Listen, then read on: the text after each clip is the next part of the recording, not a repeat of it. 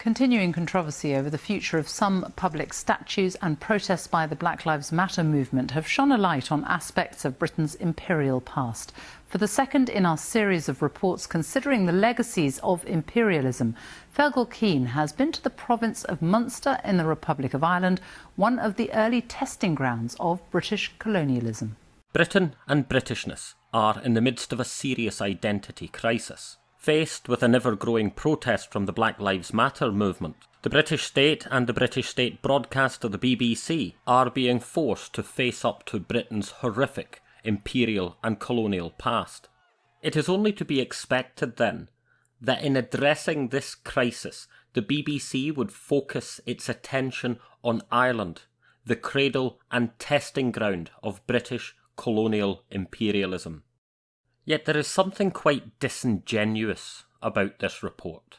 Fergal Keane has been to the province of Munster in the Republic of Ireland, one of the early testing grounds of British colonialism. In this one sentence, the BBC report frames the discussion and distances Britain from its history in Ireland. This report, as we have been told, is to be about Munster, the most southerly province of the Irish state, which declared its independence from Britain on the 21st of January 1919. This then is about the Elizabethan plantation of Munster, events which took place in the 16th and 17th centuries.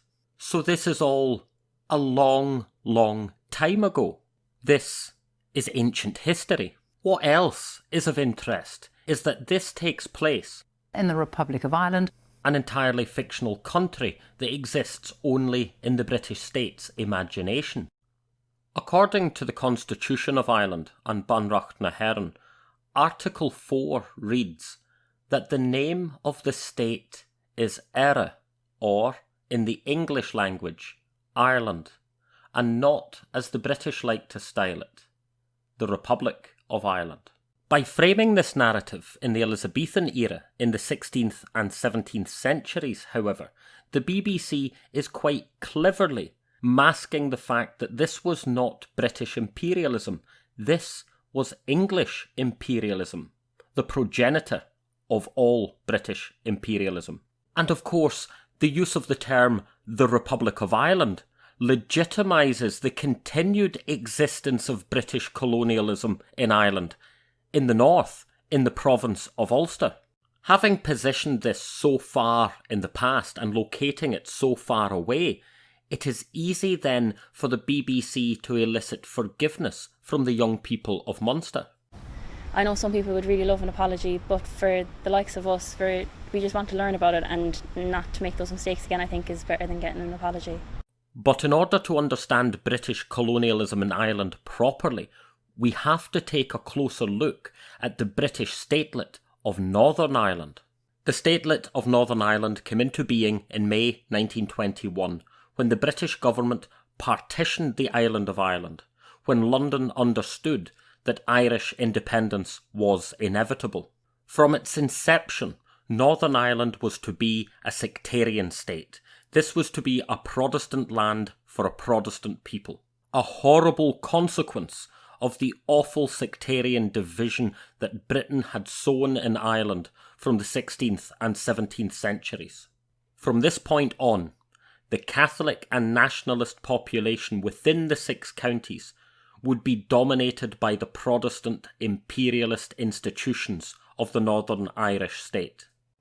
The issue of sectarian conflict is something we have to be very clear about. Conflict in Ireland was never religious conflict.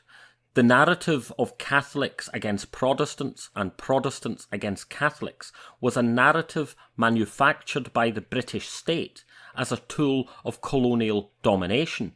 Conflict in Ireland was always colonial in nature. This was about a population which was introduced as a colonial settler population, and this was about a population that had been dispossessed of its land. And this is a history that led to alienation and domination and ultimately violence. In fact, Irish republicanism was first a Protestant movement. and the United Irishmen who led the 1798 rebellion against British rule was a Protestant-led organisation. One of its key figures, Theobald Wolfe Tone, famously said before his execution, "To subvert the tyranny of our execrable government, to break the connection with England, the never-failing source of all our political evils, and to assert the independence of my country, these were my objects. To unite the whole people of Ireland, to abolish the memory of all past dissensions, and to substitute the common name of Irishman in the place of the denominations of Protestant, Catholic and Dissenter. These were my means." By the late 1960s, realising their abandonment by the Dublin government, nationalists in the north of Ireland began a peaceful campaign for civil rights, a campaign to win the right to one man, one vote, and to end unfair employment and housing policies. And as was to be expected, the Protestant or Unionist and Loyalist population saw this demand for civil rights as a challenge to their power. Through the late 1960s and the early 1970s, Protestant paramilitary organisations were regrouped or formed in order to harass and bully Catholics and nationalists, forcing many of them to leave their homes. And at this time, the British government made the decision to send in the British Army, under the pretext of stopping the province from descending into civil war. Initially, the nationalist community welcomed the British soldiers. They saw the army as a neutral force there to protect them and their families from the dominant Northern Irish state and from the violence they were experiencing from their loyalist neighbours. However, it quickly became obvious to the nationalist community that the British Army was not a neutral force. It was there to back up the Northern Irish state and to maintain the status quo, with force if need be.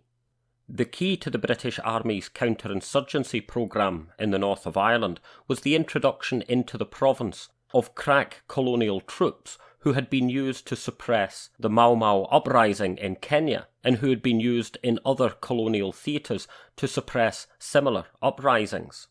And these were soldiers who had been trained to treat their enemies like animals.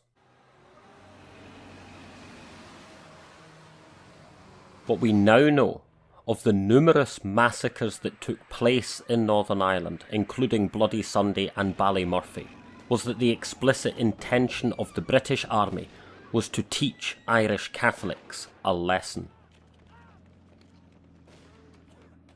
Throughout this entire conflict, the BBC was an instrument of Britain's dirty war in Ireland. It painted the Troubles as an entirely sectarian conflict, and the British Army and the British government as the peacekeepers.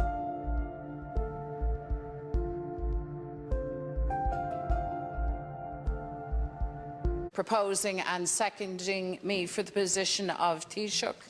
And in line with the theme of change, I think it's only appropriate to note that today, for the first time, a nominee from a party other than from Fianna Fáil or Fine Gael has managed to garner the greatest number of votes.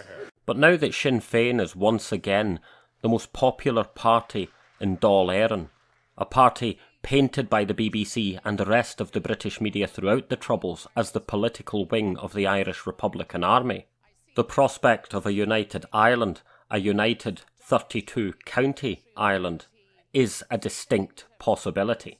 And faced with the prospect of a united Ireland, it makes sense that the BBC is once again trying to reframe the historical discussion of Britain's role in Ireland. Yet, if it acknowledges that Munster was the beginning of Britain's colonial and imperial history, if this was the testing ground, then it is also true that the British statelet of Northern Ireland is the continuation of British colonialism in Ireland. So no, Britain does not get a free pass here. Britain does not get to wash away its history. That process can only begin when Britain acknowledges the truth and when its media instruments begin to tell the truth. As ever, Thanks for listening, and my apologies for the rain during part of this recording. This was just to show that this was authentically made in Ireland. And before you go, remember, whether you're in Ireland, Scotland or Wales, don't listen to the BBC. If you can hear it, it's lying to you. Come out, you black and tans, come out and fight me like a man. Show your wife how you won medals down in Flanders. Tell her how the IRA made you run like hell away from the green and lovely lanes of Killishan.